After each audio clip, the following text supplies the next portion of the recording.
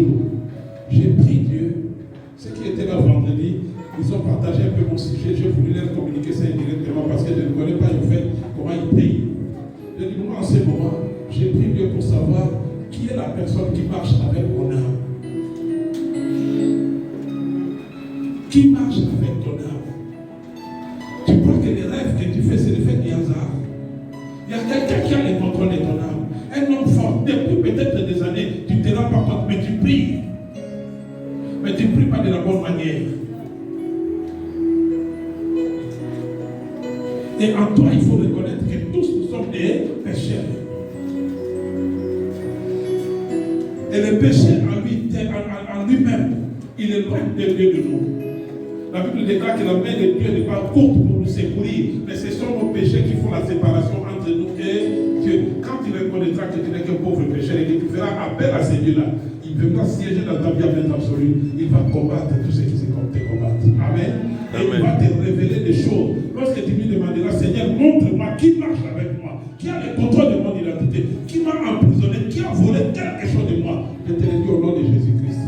Dieu va te le montrer. Parce que nous ne prions pas un Dieu de mensonge, mais un Dieu de vérité. Il y a des choses qui se passent. Si dans ta vie tout va bien, d'accord, mais dans la vie de tes enfants quand même.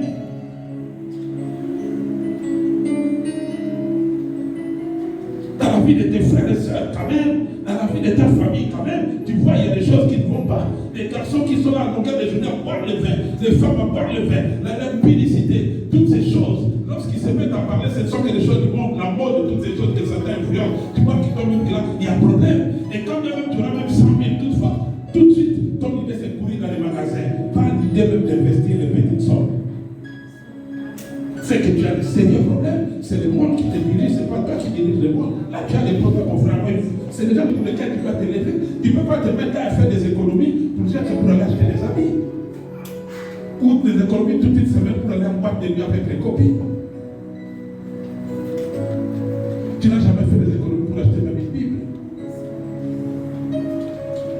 Alors là, Dieu ne te condamne pas. Il te réveille, il dit reviens à moi. Reviens à moi, je ne suis pas le Dieu de la condamnation, mon fils, ma fille. Mais il y a quelque chose qui se passe dans ta vie. Si tu t'amuses, tu risqueras de passer à trépas, tu risqueras de mourir.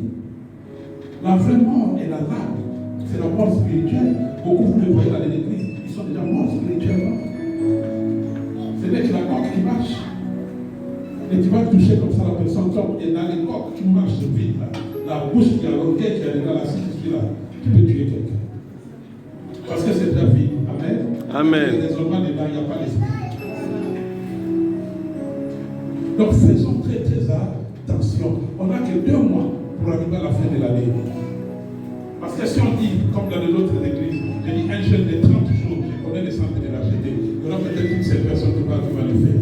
Et moi, je préfère que tout le monde entre dans cette pirogue, dans ces bateaux, et nous arrivons tous ensemble. J'ai dit, chaque vendredi, on va être en jeûne. Nous allons nous humilier devant le Seigneur. Nous allons demeurer dans la prière. Et nous allons présenter à Dieu chacun sa situation. Nous voulons que tous les autels qui sont dans nos familles, depuis nos origines, qui crient contre nous, tous les esprits de réclamation, même les esprits errants de notre environnement, nous voulons devenir inattaquables et intouchables par ces esprits. Et s'il y a quelque chose de nous qui a été volé par le monde des ténèbres, pendant ce travail, nous allons jusqu'à les récupérer depuis les origines au nom de Jésus. Alors, c'est vraiment formidable parce que c'est le sujet du message de ce matin. Et je vous dis, c'est pas pour rien que Dieu a voulu qu'elle témoigne à vous. Amen. Acclamons encore pour le. Mais je dirais ceci, depuis déjà.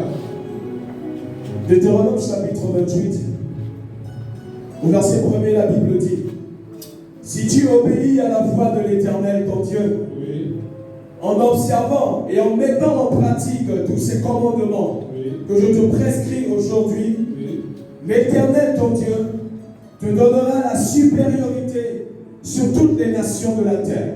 Amen. Acclame pour le roi de le peuple des centres de la cité, moi je ne sais pas. Est-ce que vous savez, là maintenant nous sommes en connexion avec ces dieux? Amen. Dieu vient de te parler. Il dit, ah je comprends, parce que vous ne devez pas obéir. C'est pour cela que vous n'acclamez pas avec éclat. Parce que quelqu'un qui est obéi, il sait que dans l'obéissance, il a tout, la santé, les bénédictions, l'argent. Parce qu'il obéit, il devient l'intérêt de Dieu. Dieu te dit, si tu... Ce matin, les bénédictions de l'Éternel vont localiser quelqu'un et il y aura un tsunami dans sa vie, il y aura un changement radical. Amen. Une agression pétale de bénédictions qui vont prévoir à tel point que tu ne pourras plus te maîtriser, tu passeras ton temps à rire. Les dames seront dehors au nom de Jésus. Que le monde des ténèbres l'entende. Et ils sont en train de l'entendre, et ils sont en train de paniquer, ils sont en train de trembler. Amen. Ils passent la tête à gauche, ils ne savent pas qu'est-ce qui va se passer. Amen. Amen. Jésus-Christ, le roi des rois, le Seigneur des seigneurs, a pris possession de ton corps. Amen. De ton esprit. Jésus. Alors, assis-toi maintenant sur la tête de tes ennemis. Il y aura des fois des zones de turbulence. Mais n'ayez pas peur. S'il y a des zones de turbulence et que tu te reconnais, sache que c'est ton Père qui est en train de te nettoyer. Amen. Amen. Il veut que tu paraisses plus blanc que la neige. Alors, deuxième lecture. Genèse 2, du verset 16 au verset 17. Une prescription à l'homme, à la création, à la fondation même du monde. Au commencement, Dieu dit à l'homme, tu mangeras de tous les arbres du jardin, mais tu ne mangeras pas de cet arbre-là que tu vois, qui est l'arbre de la connaissance du bien et du mal.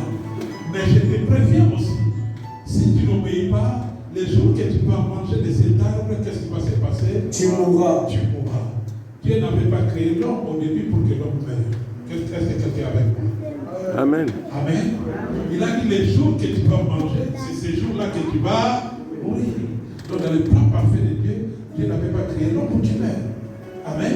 Amen. La mort est rentrée suite à la désobéissance de l'homme à la parole de Dieu. L'homme a désobéi. Nous allons le voir. Qui a été l'instigateur de la désobéissance de l'homme par rapport à la parole de Dieu? Genèse 3, verset 45. Qu'est-ce que la Bible nous dit? Amen. Arrête-toi de bon là. Dieu va dire dans 2. Il dit, les jours que tu en mangeras, tu vas mourir. Mais on voit ici dans Genèse 3, au verset 3, qu'est-ce que Satan vient dire à la femme? Au verset 3. Oui. Mais quand au fruit. 4. Au verset 3. Verset 4. Alors le serpent dit à la femme, alors le serpent va dire à la femme, vous ne mourrez point. vous ne mourrez point. Vous avez compris à 2, dans Genèse 2, verset 16 et 17, Dieu dit les jours que vous allez manger de ces fruits, de ces arbres, vous allez mourir. Mais Satan va venir après. Il va trouver la femme qui était seule, parce que l'homme étant jardinier, il s'est contenté de décorer les arbres, enfin arranger les arbres. Satan a trouvé la femme seule, sous la forme d'un serpent. Il va venir voir la femme. Il va lui dire, mais non, attends. Tout ce que cet homme-là vous a dit, c'est n'importe quoi. Si vous mangez de ces fruits-là, vous n'allez pas mourir. C'est pour ça qu'il va leur dire quoi? Alors le serpent dit à la femme, alors le serpent va dire à la femme, vous ne mourrez pas. Il dit, tu ne vas pas mourir. Bien aimé. Écoute. Au verset 5, la Bible dit, Au verset 5, la Bible dit, mais Dieu sait que le jour où vous en mangerez, le jour où vous en mangerez, vos yeux s'ouvriront, et que vous serez comme des dieux, connaissant le bien et le mal. Connaissant le bien et le mal. Là, il a dit la vérité. Le serpent dit la vérité. Amen. Effectivement, lorsque l'homme a mangé ses fruits, il a su qu'il était libre. Il a su qu'il avait fait ce qui était mal. Il a reconnu le mal et le bien. Mais toutefois, il a entraîné une sanction dans sa vie qui est la mort.